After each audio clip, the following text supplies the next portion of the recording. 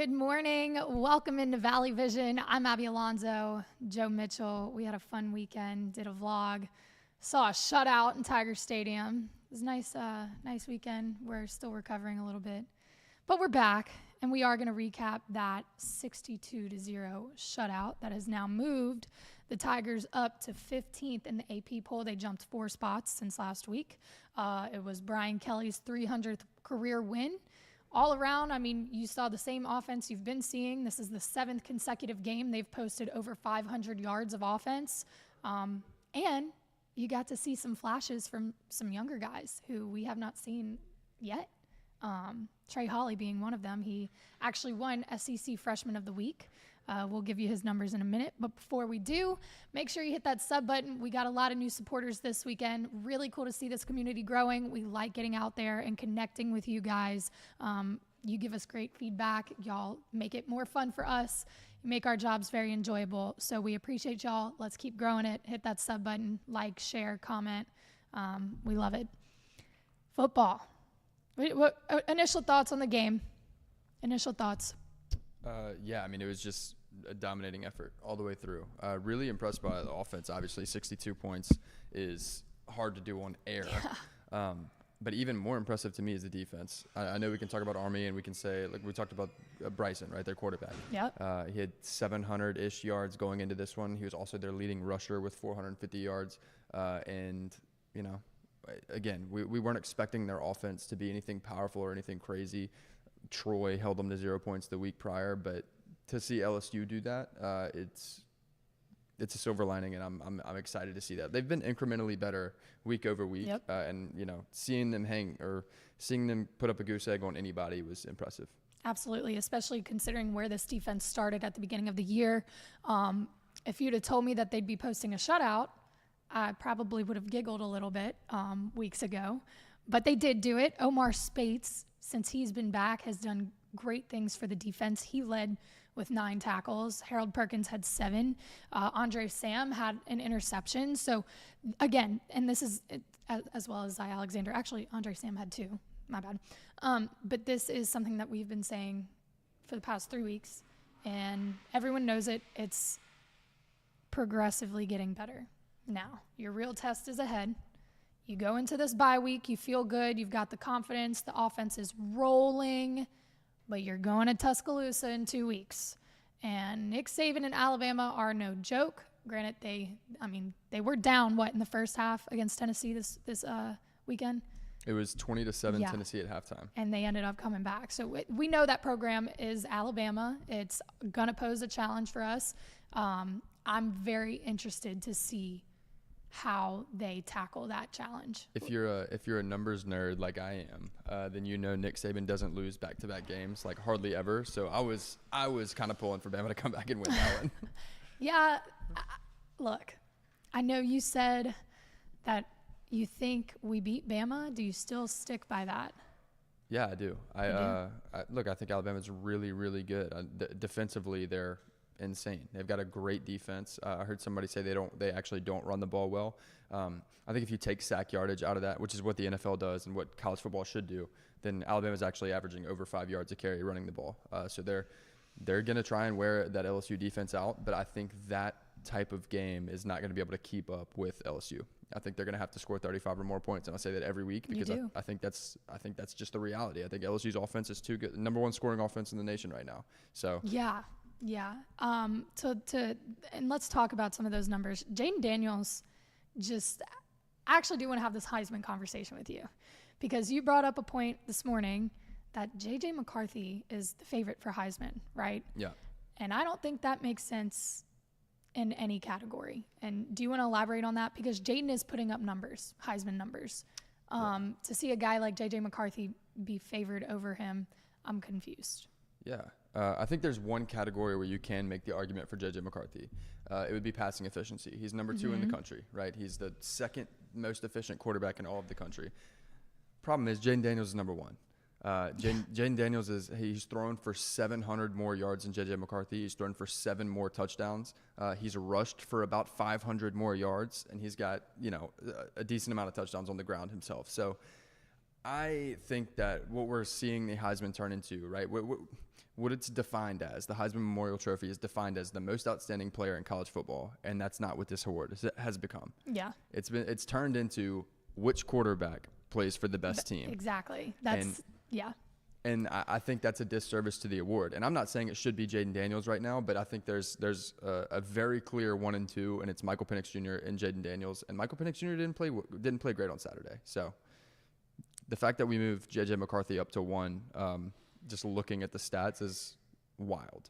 I think if Jayden can come in against, and again, we'll preview the Alabama-LSU matchup in 2 weeks, but just to give you a little teaser, you got a dry weekend ahead, no LSU football, so we'll talk about it a little bit. But if Jayden can lead this offense to a win over an Alabama defense, I think at that point you cannot continue to deny it. You can't. He's got, 30 touchdowns on the year, over 3,000 yards? Yeah, total yards over 3,000. He's number 1 in multiple categories. I mean, the whole offense, truly. Malik Nabers is number 1 in receiving yards. Brian Thomas is number 1 in receiving touchdowns. You're seeing guys like Trey Holly come in and post a 67-yard touchdown, in his LSU debut. This offense is serious. I am curious to see if they can match up with Alabama's defense, or they will match up, or how that goes down. I'm also curious to see how Jayden's stance in the Heisman race changes after that Bama game, depending on what happens. Yeah, and I think specifically talking about the Heisman race, I think we set precedent that we don't keep, and that drives me insane when talking about awards in college football, because you go back to the 2020 COVID season. Devontae Smith won the Heisman that year, but who else was? They weren't in New York, but they were on stream, right? Because obviously COVID and everything. But Mac Jones was top 5, and his stats were. He was top 5 in passing yards and all that kind of stuff. But it was all to Devontae Smith. And so the fact that Devontae Smith was so good that he won the Heisman and was so good that his quarterback was in New York, well, let's talk about it. Because if that's the precedent we're going to set, Malik Nabers is leading the entire country in receiving yards. Brian Thomas is leading the entire country in receiving touchdowns. You have 2 players, not even the one I'm necessarily talking about, but outside of Jayden Daniels, Logan Diggs is on pace for 1,000 yards rushing. You have pieces all over the offense that if you pull that quarterback out of the system, that's no longer the case anymore. And so we set a precedent in 2020 that we're just not going to maintain, and that stuff drives me crazy. Couldn't have said it better. Can I get your thoughts on Garrett Nussmeier? Because he did come in the third quarter and had some really pretty plays. I know he connected with Brian Thomas Jr. on a beautiful – was it Brian Thomas or was it Malik? It was a good ball. I can't remember. It was a beautiful play. So thoughts on him? Yeah, 90 yards passing, somewhere around there. 90-ish yards passing, a touchdown, no picks. Love that. Love a lot of times in a game like that, you know, when you're not the quarterback or when you're not the starting quarterback, you just go out there and try and make plays and make your case and all that kind of stuff.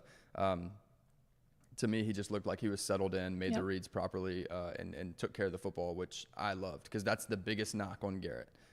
He's a gunslinger. He's going to throw some picks. He might make up for it in touchdowns, but he's going to throw some picks, and he didn't. He took care of the football, so I love seeing that. He looked comfortable. He looked a little bit more mature than we've seen him in the past, but I will say it. I think it just showed exactly who Jayden Daniels is for this team and the quarterback that he is. 100%. And that's not a knock against Garrett. That's just let's give respect where it's due, you know? Oh, yeah. So we're heading into a bye week. Emory Jones did not play. Mekhi Wingo, we know that Brian Kelly said that they would be resting. This is the perfect time to rest. Give them about 2.5, 3 weeks before you go face freaking Alabama. What are the benefits of having – and it's funny, we always have the bye week before Bama, which I think is the best thing, but it also – do you think it kind of hinders your momentum, or do you think it gives you a chance to reset and pick right back up where you left off? I think it gives you a chance to reset. You know, you always – look, the bye is so necessary. I guarantee you if you go into player pressers tomorrow and ask one of the players about having the bye, they'll all say it's huge weight off their shoulders. Yeah, they'll be able to recoup their body and just get ready to go for that Bama game. But even if it was a negative, we're on level playing ground because, yes, LSU always has the bye before Bama. Bama always has the bye before LSU. So I think it's even playing ground, however you look at it. I love that. I think it just sets the stage even better that, you know what, we know this is always a tough, like, hard beat game. Like, we're going to give y'all a week right before, and every year it's the same thing. No, I think it's a good reset. I think you're going to get guys a lot healthier, give them a chance to catch their breath, and then gear up and go to Tuscaloosa. And I think it's going to be a better matchup than we would have pinned a couple weeks ago, for sure. LSU football is not the only team that won this weekend. Volleyball got back in the win column. They are now 3-5 in the SEC. They went on a little bit of a cold streak, couldn't find a win, but they did sweep Bama. And if that's any foreshadowing, I think LSU football might find some luck in 2 weeks too. But they swept Bama. Paige Flickinger had a season high of 14 kills. Jurnee Robinson posted her 4th double-double of the season, had a match high of 4 blocks. They look like they've kind of figured some things out at the front, at the net. A little bit better chemistry, less errors, trying to roll that over into a game against Kentucky at 8 on Friday. They have I think their next 3 games are at home, so perfect opportunity for you guys to go out and watch them play. They play Kentucky at 8 on Friday and South Carolina at 1 on Sunday. Trying to get back up there and even out the record in the SEC. So 3-5 right now. Hopefully after the weekend, they're 5-5. Soccer didn't find the same luck. They lost to Auburn 3-0. They are now 3-5-1 in the SEC. Coach Hudson pretty much said she was really frustrated with the way that the game went. This is a common occurrence that we've seen. They just come out slow out the gate and allow the other team to kind of get up on them. And then by the time they get to the second half, it's too late. They can't get it done. So again, she kind of acknowledged that the effort was there in the second half, but it's too late. So they're going back to how can we get things going right off the bat, because in the wins they've had, that's when it starts. It starts immediately as soon as the game starts. They are on it, they're scoring, or they're at least having shots on goal to get themselves going. Those slow starts, man, and it's not just soccer. We've seen it. You see it across all sports. It's really hard to come back from a deficit consistently if you don't get ahead immediately. So they will round out their season. The season finale is on Thursday. They'll play Texas A&M here at 7:30. Again, we know how much of an impact fan engagement and attendance has. They could use it right now. So home game, go support those girls. Let's round out with some Tiger Tea. Some really cool Tiger Tea. I was scrolling on social media, and of course, women's basketball all over the feed. Why? Because they just had Media Day. And when I say they had Media Day, I mean they went hard. They're stunting freaking the championship trophy. They got a dirt bike and suits and heels. I mean, Angel Reese right here. This picture is so hard, it's not even funny. Just the whole fit. That is power in a picture. Straight up. I mean, Haley Van Lith was stunting a nice suit. Look, with the kicks. They do the most for these things. I mean, KP was up there. I know you have all the pictures, so I'm just, come on. Katsiri Poole with the shades and the blacked out fit. I know, Flage, look, y'all, there is not another team in the country that, 1, looks this good at Media Day, 2, has the program that LSU has. The NIL has taken off here, and you can see it in the production of their Media Day. Straight up, like dirt bikes, we got lights, multiple sets. The fits are crazy. Like, shout out to the girls. Y'all stunted for sure. I'm going to say it again, as I do almost every week when we talk about Angel Reese and Flage and KP and Haley Van Lith and Kim Mulkey. There's no one else doing this. You will not find this anywhere else in the country. And if you're a basketball recruit, I don't even know why you're looking anywhere else if LSU's interested. Straight up. Honestly, if you're any sort of recruit for any sport, we're ahead. And it's very clear. It's not even a competition. So, shout out to the girls. Y'all looked wonderful. Stunted for sure. The aesthetic on the women's basketball Instagram page right now is fire. Okay, we'll be back on Thursday. No preview this week. We won't have a show on Friday. We're actually going to be at a charity event in New Orleans, but we'll be back on Thursday to recap some more sports, give you some more Tiger Tea. We appreciate y'all. We'll see y'all soon.